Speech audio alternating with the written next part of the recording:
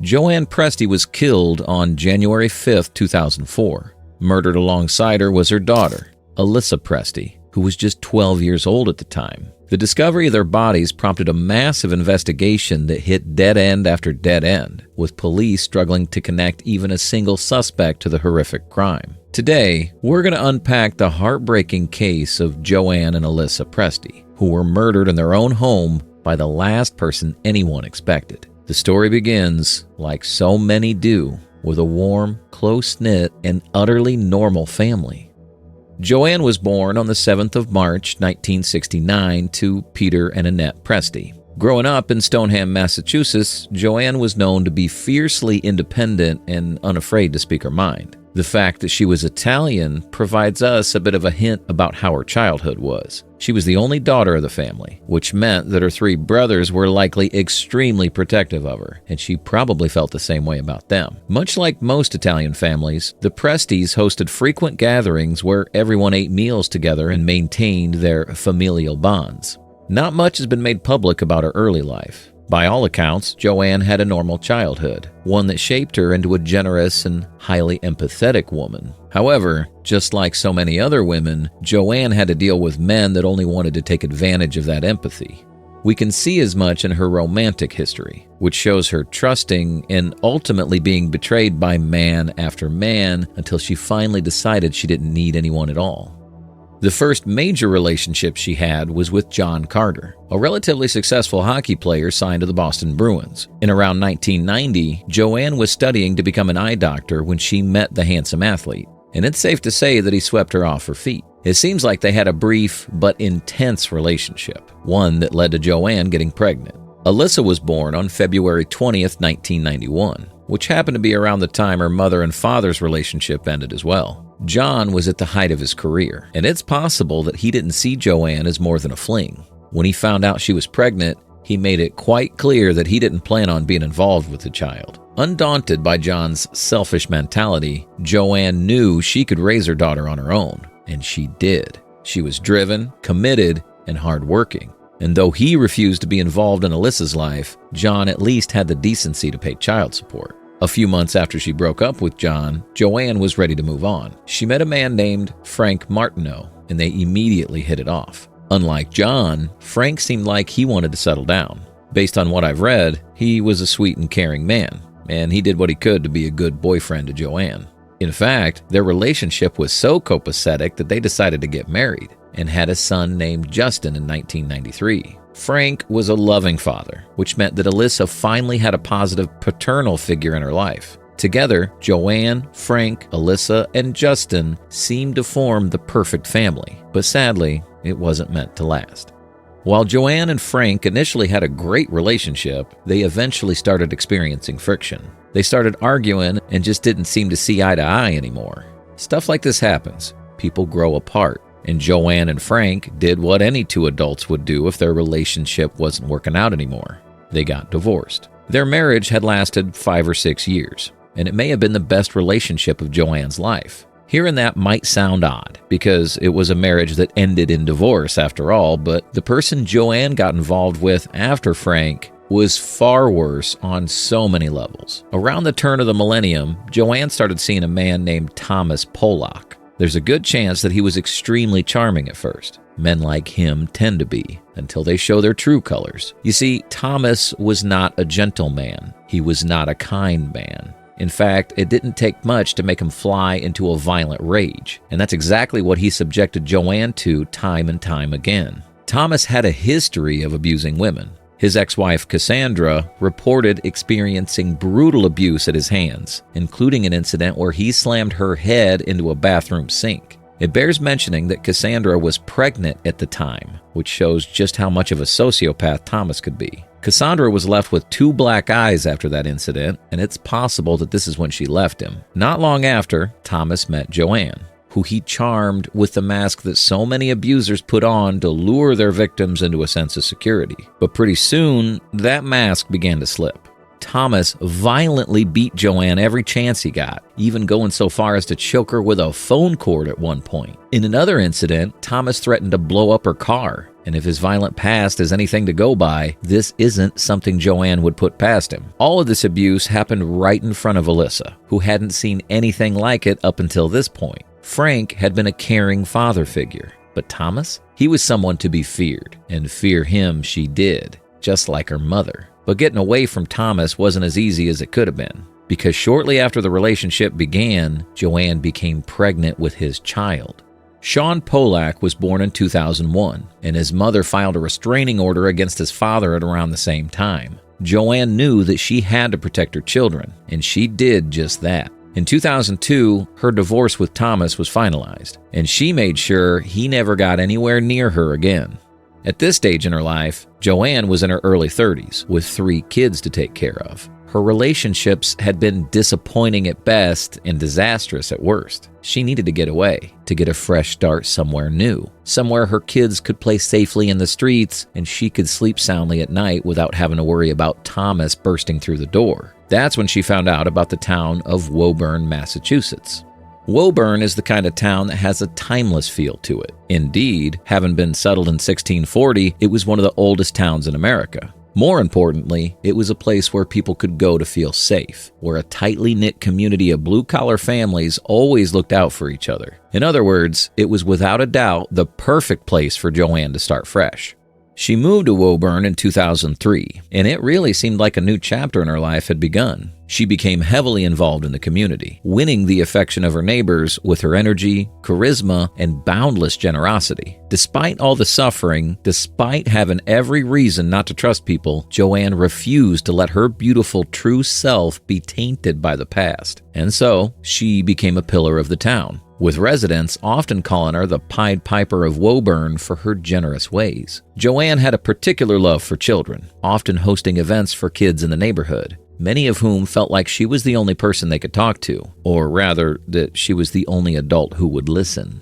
Alyssa always seemed to settle in quite well. Having seen the frightening reality of how some people could be with Thomas, she'd grown wise beyond her years. She was her grandparents' favorite, but despite all the coddling, she was a responsible young girl who was more than capable of taking care of her younger brothers. It was like she'd inherited all of her mom's traits in that regard. She was protective, warm, kind, the perfect little girl in every single way. When she started attending Daniel L. Joyce Middle School, her academic prowess started to show as well. She was a straight-A student who dreamed of becoming a pediatrician someday, and also found time for extracurricular activities like cheerleading. Slowly but surely, Joanne and Alyssa started to feel safe once again, not knowing that there was a wolf in sheep's clothing in their midst.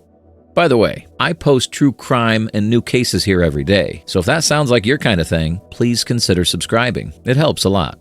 When Joanne moved to Woburn, she immediately felt a bond with one of her neighbors, a woman by the name of Bobby Jo Miller. She had problems of her own, including an ex-husband named Michael Bazanowicz, who gave her plenty of grief. Joanne often acted as the mediator between them, never taking sides in their arguments and maintaining a cordial relationship with Michael. Apart from that, there was Harinder Singh, Joanne's landlord, who lived with his wife nearby. Harinder was a kindly man that seemed to really like Joanne. You could say that everyone liked Joanne. But in Harinder's case, some might say that there was a bit more there. He'd always find an excuse to come around to fix her sink or do some other home repairs. Joanne gave him unusually free access to her house, seeming to trust him around her kids. As it turns out, she wasn't afraid to be vulnerable around him either. She'd often go to his basement to have a few drinks and chat, an activity in which Mrs. Singh was curiously not involved. Was there something romantic going on between Joanne and Harinder, or were they just friends with a perfectly innocent relationship? Either way, Harinder was an important person in Joanne's life. So was Bobby, and both of them became concerned one day when Joanne seemed to have vanished into thin air. After spending New Year's with her family, Joanne hung out with Bobby Joe's sister at a bar in town while Bobby babysat the kids on January 3rd. She picked up her kids the next morning and visited Bobby later that evening. Bobby has said that Joanne looked tired, but apart from that, nothing seemed to be wrong. This turned out to be the last time she ever saw her. On January 5th, Bobby called Joanne at around 8 a.m. to confirm their shopping plans for the day. None of her calls were answered. She also noticed that Joanne's blinds, which were usually open, had been shut for hours. Joanne often cracked a window open when she smoked a cigarette, and even outside of that, she usually liked to let some natural light in. Bobby also noticed an icicle forming beneath Joanne's car, indicating that it hadn't been driven in quite some time. Worried that something might be wrong, she knocked on Joanne's door, but received no response. There wasn't a sound coming from that home. Bobby's concern was growing, so she decided to call Joanne's mother, Annette, to ask if she could check on her. What happened next would leave both Bobby and Annette with deep emotional scars for the rest of their lives. At 4 p.m. on January 7th, Annette and Peter Presti arrived at Joanne's home and found the side entrance unlocked. When they entered, they found Joanne lying on the couch, facing the backrest. It was dark in the room, and Annette's eyesight wasn't what it used to be. She approached, possibly calling out Joanne's name. That's when she saw the pool of blood beneath her daughter's head. Realizing her daughter was dead, Annette started hyperventilating. She had no idea what was going on. Frantic and desperate, she called 911. Her children, I don't know where her children are. Where's Alyssa? We have 2 cars and an ambulance on the way. While police and paramedics headed their way, Joanne's parents got a closer look at her. What they saw must have been pure torture to look at. Joanne had been bound by rope and duct tape. The lower half of her clothing was missing, with her underwear found nearby, having been rolled up as if removed quickly. A towel had been stuffed in her face as if to gag her, and on her throat there were deep gashes that were undoubtedly the cause of her death. Annette and Peter had to find the children now. If Joanne was dead, did that mean the kids were gone too? Luckily, Justin had been staying over at his father's. They soon found Sean in his crib. He was alive, though severely dehydrated with a diaper that hadn't been changed for days. Then, Peter headed up to Alyssa's room and screamed. He saw his granddaughter lying face down on the floor, blood smeared across the mattress and walls. Her throat had been slashed, unleashing a pool of blood that she now lay in. It also seemed like she'd been punched in the face multiple times, and the perpetrator likely chased her around the room before killing her. When paramedics arrived, one of them asked Annette if they could do anything for her. All Annette could do was ask them to hold her hand.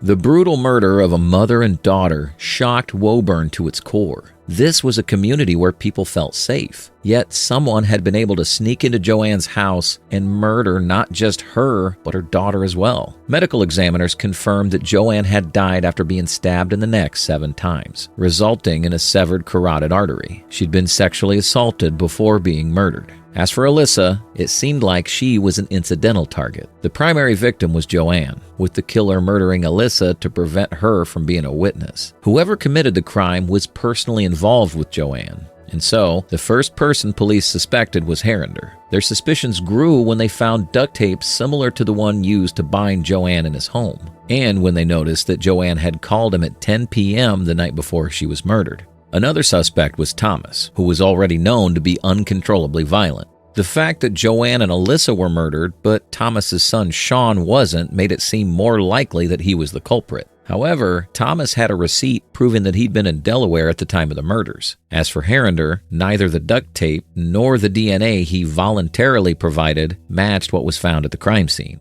Investigators then turned to Thomas, who definitely had a motive for the killing. He owed $25,000 in child support and had recently been to a court hearing about it where he met Alyssa for the first time. He also happened to be drinking at a bar that was just a 5-minute walk from Joanne's home. However, his DNA didn't match either, and police were left with 0 remaining leads.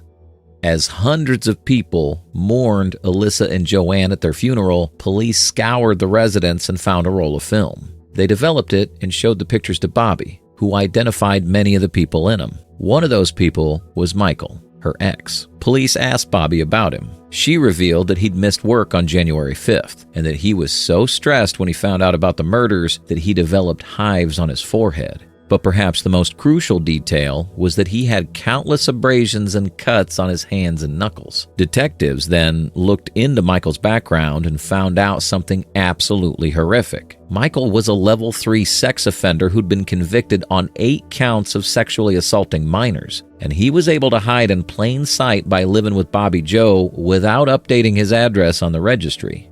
On March 22, 2007, Bazanowicz was sentenced to life in prison without the possibility of parole. When the sentence was passed, Annette met reporters outside the courtroom to show how overjoyed she was at the verdict. It is all over, and he's on his way to prison, and we are all relieved. In terms of how difficult these last few years have been, how does today rank? Today ranks number 10. It was a good feeling to see him walk away in handcuffs and know that he will never ever see the light of day again. Was it tough for you to hear your other children on the stand giving their statement? Absolutely. That came from their hearts. And they've been through a lot of loss, too.